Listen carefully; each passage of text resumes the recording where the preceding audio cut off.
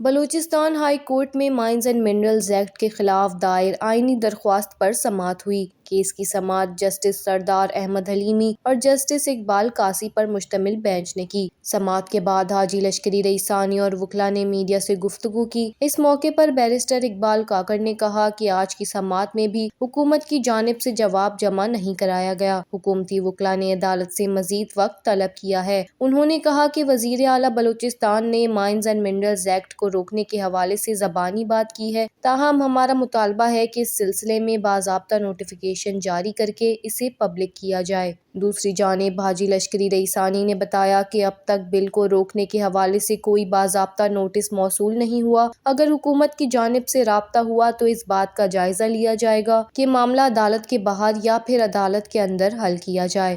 ابتدا سے جب یہ قانون بنا اور بہت تیزی سے اس قانون کو خاموشی سے پاس کیا گیا، پھر گورنر صاحب نے جلدی سے اس پہ دستخط کی، یہ سب کچھ ایک مشکوک اور پراسرار عمل تھا، جس سے ہمیں یہ محسوس ہوا کہ بلوچستان کے حقوق، یہاں کے وسائل کا اور آئندہ نسلوں کے بقا اور خوشحالی کا سودا لگایا جا رہا ہے۔ ہم نے اس پہ احتجاج کی، آواز اٹھایا، اور اس کے بعد پھر ہمارے پاس، کیونکہ میں خود اسمبلی میں نہیں ہوں، تو پھر ہمارے پاس ایک ہی راستہ بچتا ہے، یا پبلک کے پاس جائیں، عوام کے پاس جائیں، یا پھر ہم عدالت جائیں۔ ہم نے دونوں راستے اختیار کیے۔ یہ 2-3 پیشیاں ہوئیں۔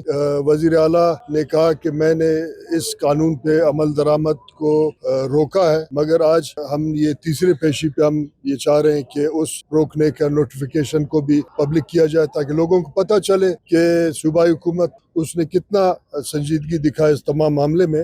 مجھے سمجھ نہیں آیا کہ سرکاری وکیل نے یہ کہا کہ ان کے موبائل میں یہ نوٹیفیکیشن ہے۔ اس کو تو کاغذ پہ ہونا چاہیے تھا، عدالت کے ریکارڈ پہ ہونا چاہیے تھا اس کو، اور پبلک ہونا چاہیے تھا، مگر موبائل کے ذریعے اگر یہ حکومتیں چلے تو پھر میں یہ سمجھتا ہوں کہ بلوچستان کا آئندہ بہت ہی تاریک ہے۔ عدالت نے مائنز اینڈ منرلز ایکٹ پر دائر درخواست کی سماعت عید کی تعطیلات کے بعد تک ملتوی کر دی۔ وش نیوز، کوئٹہ، بلوچستان۔